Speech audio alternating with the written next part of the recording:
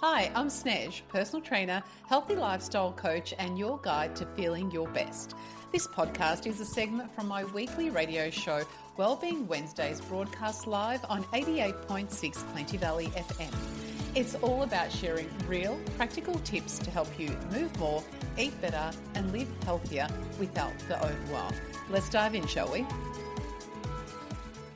Coming up next, going to be chatting about the top habits that I've noticed, and also that I have myself, but also when I see people that I work with that are trying to get healthier and lose weight, or even just maintain a healthy weight, there are some certain habits that keep coming up again and again that are quite common. They're not the obvious ones that we hear about all the time, although, I mean, they're there as well. But I wanted to talk about some of the other habits that we don't often hear about, and things such as drinking water and, getting adequate sleep, moving more, as in getting exercise, starting strength training. They're all the things that we know that you could probably list them yourself if you're listening out there. But going to be talking about some of the things that I see that successful people do that make weight loss and maintenance feel easier, but that we don't often hear about. So you're going to really enjoy these, I think. So the first one is that the habit is that the kitchen closes after dinner.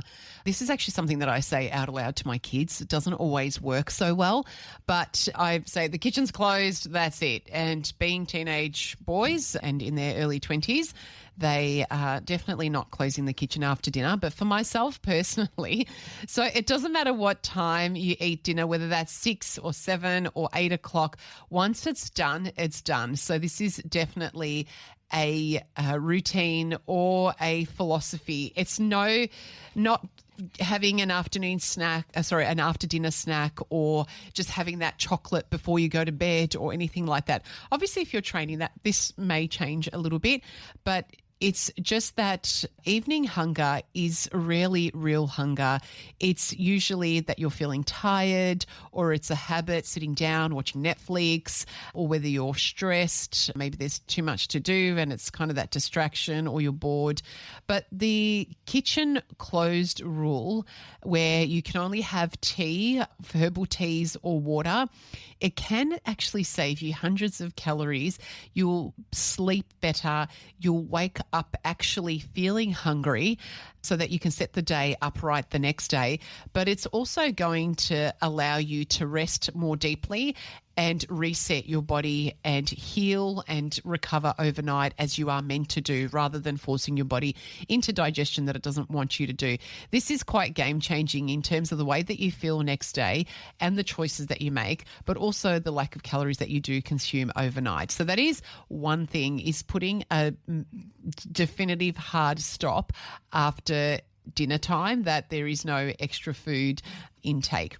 The second habit is that we eat earlier in the day. So people that are making healthier choices, sustaining a healthy weight, they will have a proper, more satisfying breakfast. You might even hear them say things like, I absolutely love breakfast. It's my favorite meal of the day. But it is a satisfying breakfast. It is a solid lunch, and also usually some quite satisfying snacks in between, even if it's not even between breakfast and lunch, but between lunch and dinner.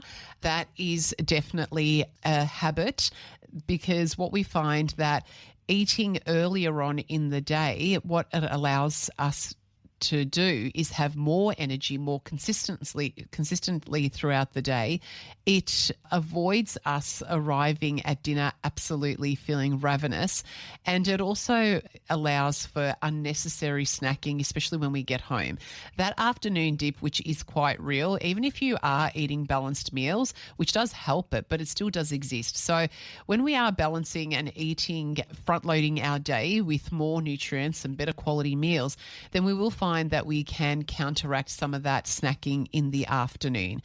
And also you will find that when we are eating more throughout the day and having a lighter meal for dinner or just a regular size meal, but no snacking after, you will find that you will sleep better without a full stomach. And it is amazing how often people's sleep is disturbed because they are trying to fall asleep on a full stomach and not actually realizing that that's what is actually impacting you. So try changing up the portions, having more at breakfast and lunch and the afternoon snack, and then less at dinner time, and just see how you actually feel. The third habit is and I know I do this myself, I intuitively avoid foods that don't make me feel good. Like I rarely will make the statement, it sometimes does happen, but I will rarely make the statement, I wish I didn't eat that, or, that's made me feel terrible. I know with 100% clarity what makes me feel good and what makes me feel terrible. And it's on the very odd occasion that I will have something that I know it's not great for me, but I'm joining in or in having a sweet treat, or if we're out and there's cake or whatever, like I know going into that is going to make me feel yuck and bloated. So what I try to do is work out what foods don't agree with me and then try to minimize or pair it with something that is going to make me feel good. Like, say, for example, if we were to have a fish and chip night, which is very, very rare in our home, and mostly because it's an unhealthy choice, but also because my boys, or a couple of them in particular, really dislike potato chips from the fish and chip shop. So we generally never have it. But if I were to have that, then I would be adding some cooked veggies. I'd be adding a side salad, the kimchi, the olives alongside of all of that. So therefore the intake of the potato chips is going to be minimized, but it's also going to help to counteract that yuck feeling and actually putting some fiber into your food. So the fiber through vegetables, especially raw veggies, it almost acts like a bit of a brush, a clean out brush. Is going to make you feel a lot fresher and a lot better. So I just try to eat less of the foods. There's nothing that I really tend to avoid 100% always. And there's different situations that I will come across that I will have certain things, but I'm very aware of the impact that they're going to have on me. So I just choose better. I, have a small bite of something just to taste it and enjoy it. But I just try to eat less of things to make sure that I do feel better after that particular meal or snack or whatever it is that I've had. Some of the things also is, so just going back to this, it's not just about willpower in these moments. It's just about recognizing a particular pattern and recognizing that certain foods like wine or chocolate gives you a headache. So you're kind of changing it, or the more carbohydrate type foods make you feel bloated. So you either combine it, eat less of it, or have it less frequently, that sort of thing. So I think it's when you start to get really good at paying attention to what your body's actually responding to, the choices are so much easier to make because you just genuinely don't want to feel yuck or bloated or let it affect your sleep. The next habit is being naturally more active throughout the day. Like I definitely hate sitting still for too long. So if you put me in front of a desk or a couch, like even here at the station, I'm on air for 2 hours. I tend to come in earlier and stay half an hour later. So it can sometimes be nearly 3 hours that I'm here seated. So I'll be getting up, I'll go for a walk, I'll be stretching in between breaks, I'll be getting up, having some water, moving around. Even sometimes I'll be sitting with my ankle above my knee, stretching out my glutes, for example, like I'm continuously moving. I'm also thinking about taking the stairs. I walk around when I'm on the phone, that sort of thing. I'll always try to be active in my day. And this isn't just active through structured physical activity and exercise. It's just about being more almost like restless by nature throughout the day so that I'm just moving more because I know that it makes me feel better. It increases my energy levels, but also I just I think I also get quite stiff from sitting for long periods of time. So the other habit, the last one, habit number 5, is being comfortable, sitting comfortably with hunger. So not fearing getting hungry or trying to eat in a way that we avoid hunger altogether. So the thing is that maintaining a healthy weight has got a lot to do with getting comfortable with being uncomfortable. And that could be related to exercise, that can be related to certain food choices, that can be related to, as I mentioned, just sitting with hunger. Because it's more importantly though, like, I need to be very careful that this isn't misconstrued, but I think more importantly, I love feeding real hunger.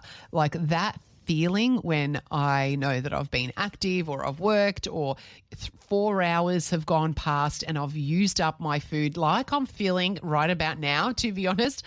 I absolutely love hydrating myself when I feel thirsty and feeding myself when I feel hungry. And that feeding that hunger when the time is right, the food tastes incredible and it just feels so satisfying. Like for me, there's nothing worse than having a snack or a meal when I feel like I haven't used up the nutrients and the food from my last meal. Like I really dislike that feeling of not being hungry, but just eating because I don't know why. It could be, I don't know, you're out, or it could be that, I've gone to mum's and she's like, oh, I have this, I've made this. Like, and I will do it, especially for mum, but there's other situations where I try to avoid that feeling of layering food on top of a stomach that feels quite satisfied. And I'm not talking about overly full and then just over consuming again, but it's just that feeling. Like I love that feeling of emptiness, and that feeling of emptiness doesn't last for too long. I'm not letting myself sit in that state for hours on end, and I don't think that's what it's about, but it is about feeling that gentle hunger 10 to 15 minutes before every meal, I think is a really healthy way of being day to day. And there is a lot of benefits of allowing that complete emptying cycle and that digestive process to occur before we refeed. So having a little bit of a think about that, because it's really interesting that a lot of people can treat hunger like it's a bit of an emergency, but instead you can actually sit with it and be okay with it for short periods of time. Obviously, if you do sit in hunger for too long lengths of period of time, that does have definite negative consequences immediately, but also long term. So that's not what I'm saying. But what I am sort of suggesting is that we eat in such a way that by the next time that we are hungry, that the meal was the correct size or small enough so that it does cause hunger, that gentle hunger, 10 to 15, 20 minutes in preparation from your next meal that you are feeling hungry. So just to go through those 5 habits again, the first one was closing the kitchen after dinner, not eating anything after dinner. The second one was eating more earlier in the day and less for dinner time. The third one was eating less of what doesn't make you feel good, being very self-aware of what is going to make you bloat, feel overfull, feel that yucky feeling, or impact your sleep, and avoiding those things or having less of those things or pairing it with other things that's going to make you feel better. Number 4 is natural moving. So moving more throughout the day, incidental activity, increasing that and just moving more in your day.